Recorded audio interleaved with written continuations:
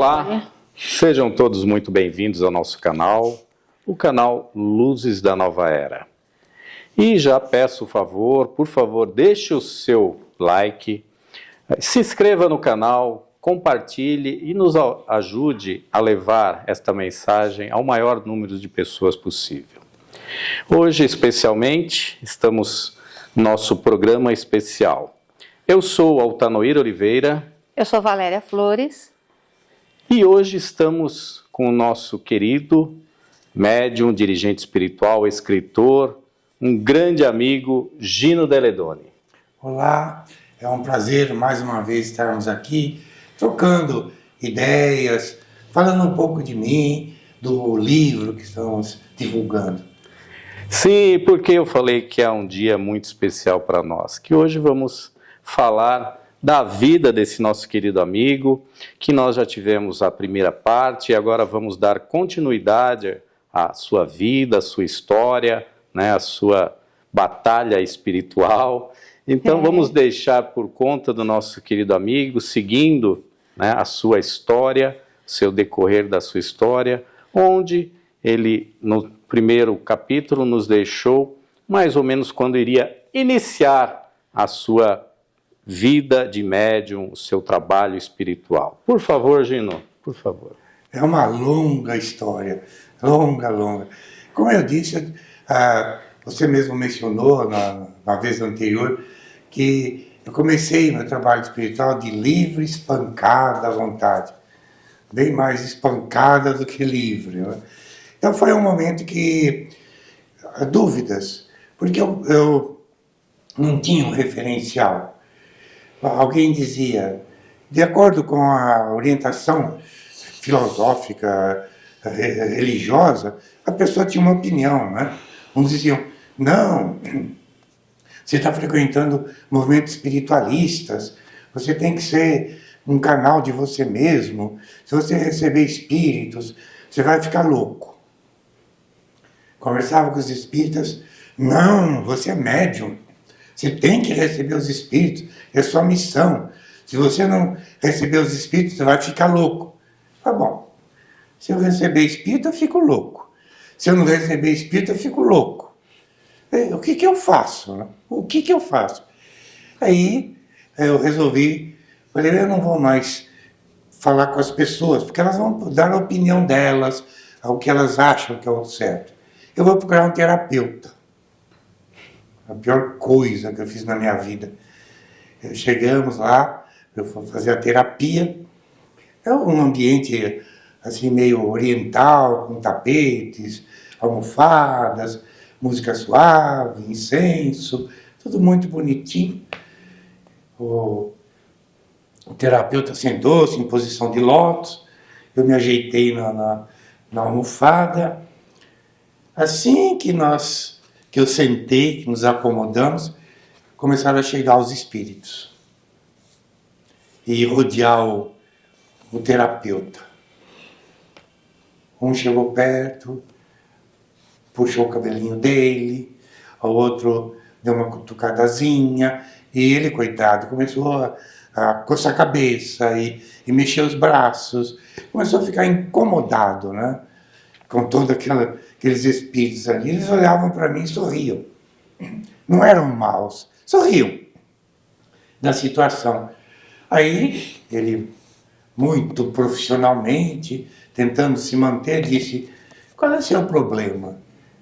Eu falei, se eu abrir a boca e falar qual é o problema, com todos esses espíritos em volta dele, eu não sei o que vai acontecer. Eu disse, nenhum. Ele olhou para mim, olhou para o espaço, não sabia o que falar, respirou fundo.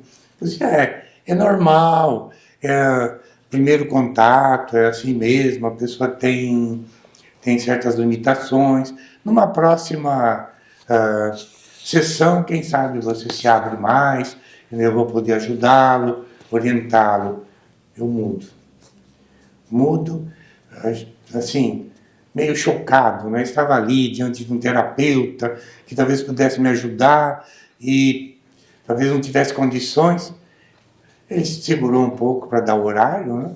Aí ele falou, tudo bem, nossa sessão se encerrou, marque uma nova consulta, né? Você vai se abrir melhor, nós vamos conversar.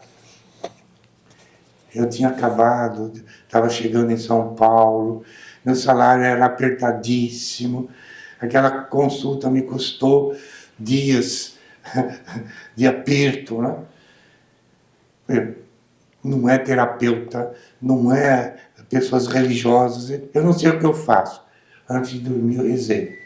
Sabe quando você reza com aquele um misto de medo, desespero, querendo uma resposta?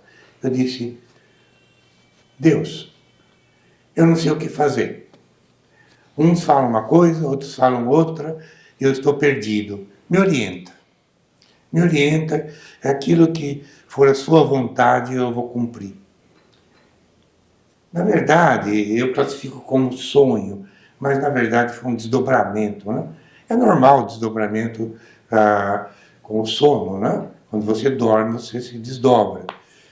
E eu estava numa casa que tinha um jardim na frente, um portãozinho, um gramado, e eu, da casa, eu olhava as pessoas passando, né? Mas com o portão fechado, com cadeado.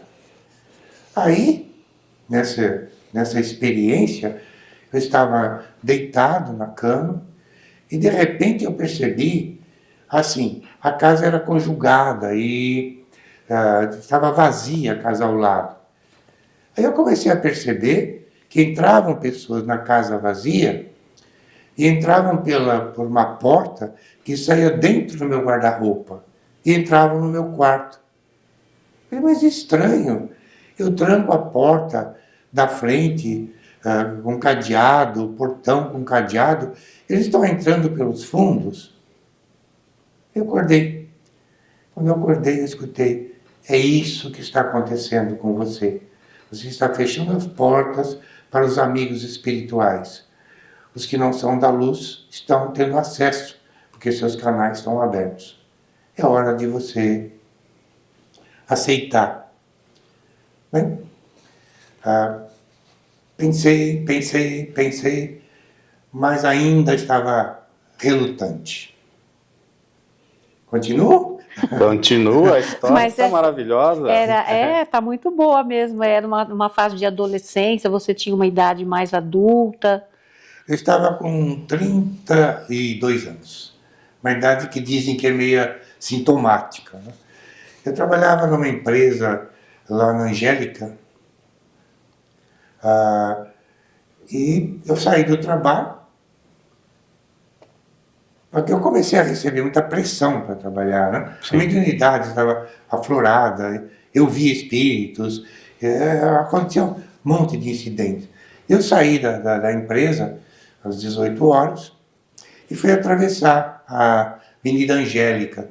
O sinal estava fechado para carro e aberto para pedestre. Conforme quando eu estava no meio da rua, a moça acelerou o carro e me atropelou.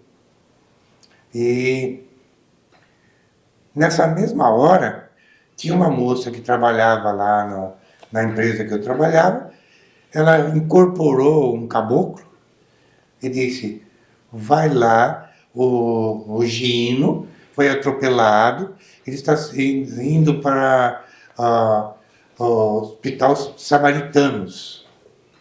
Ele não está sozinho em São Paulo, ele precisa de cuidado.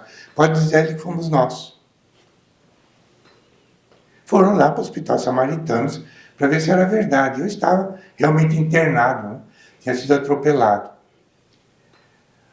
Aí a moça que recebeu a mensagem, que eu fiquei uma noite só no hospital, né? No dia seguinte estava liberado. E o médico falou, você teve muita sorte, meu filho. Pegou no único lugar que podia pegar. Se pegasse pouco mais para baixo, pegava seus rins. Se mais para cima, ia pegar o pulmão. Pegou numa faixa que não havia um órgão mais importante. Aí a moça falou, olha, vai lá no meu centro. Ela frequentava um terreiro de Umbanda, né? Vai lá no meu centro para ver o que está acontecendo, né? Ela me deu o endereço e eu fui. Eram, sabe, essas garagens adaptadas, não é? Tinha o altarzinho, assim, o congal, né? As pessoas ficavam na espera e os guias lá no altar, né? Quando eu cheguei, a chefe do terreiro era uma senhora, né? Reservava um espírito chamado marinheiro. O marinheiro virou, me olhou, falou: moço, vem para cá. Nem senta aí, vem para cá. Para dentro do congal, né? Como é o nome que se dá na Umbanda, né? Eu falei: agora vamos pegar o espírito que está querendo me matar, né? Aí, senta nesse banquinho, aqueles banquinhos de preto velho, né? Senta nesse banquinho, aguarda um pouco. E me enrolou numa toalha branca. Eu estava enroladinho numa toalha branca, parecia uma múmia, sentadinho lá, apavorado, enrolado numa toalha branca. E o marinheiro disse para os médiuns, ou melhor, para os espíritos que estavam incorporados: vai terminando de atender e dá uma paradinha para atender esse caso. Falei: nossa, o espírito que me pegou é brabo mesmo, vai precisar todos esses médiums aí, com esses espíritos para resolver meu caso, né? Você achava, então, naquele momento, que era um processo obsessivo? Não podia ser diferente, né? O sujeito assume a autoria do atropelamento. Achei que não era lá do bem, né? Não podia ser do bem. Coisa boa. Queria me matar, né?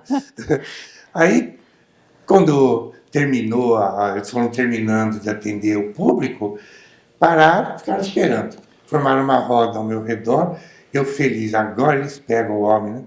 Quer dizer, o espírito. Qual não foi meu espanto quando o marinheiro se aproximou e fez assim, né? 3 vezes: salve, salve. Eu regalei os olhos e falei: senhor, salve, salve. Era um caboclo. Conforme ele falou salve, salve, eu subi, já caí de joelho, fazendo yeah! Dando aqueles gritos típicos de caboclo, né? Sim. E ele incorporou e falou: olha, avisa o moço aí, que é o último aviso, que se ele realmente não assumir a mediunidade dele, ele vai ser atropelado agora de fato. E ele vai ficar entrevado numa cama. Como ele não está cumprindo aquilo que ele prometeu, ele vai entrar em ação o plano 2. Ele vai ficar entrevado numa cama, paraplégico.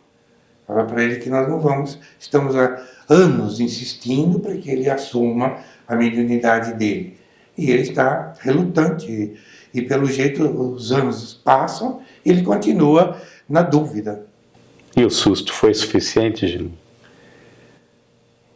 Aí eu falei: bom, entre ser médium e ficar paraplégico, acho melhor eu assumir, né?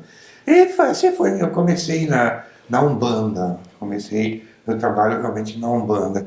Que aí vieram o Pai Benedito, o Preto Velho, que eu pensava que era só um Preto Velho, não sabia que era um mago branco, né? Da magia branca. Mas na ocasião ele se apresentava como Preto Velho, falava aquele arrastado típico de Preto Velho. E eu comecei a trabalhar.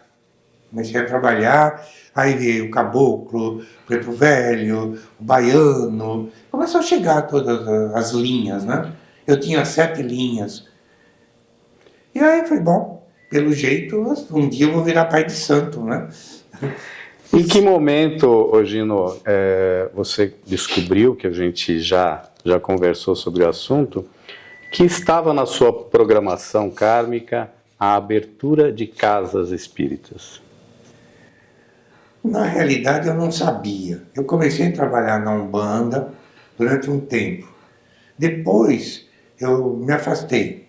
Não tinha nada contra o centro que eu frequentava, não. Era um pessoal ótimo. Mas que eu estava lá estagiando para abrir meus canais.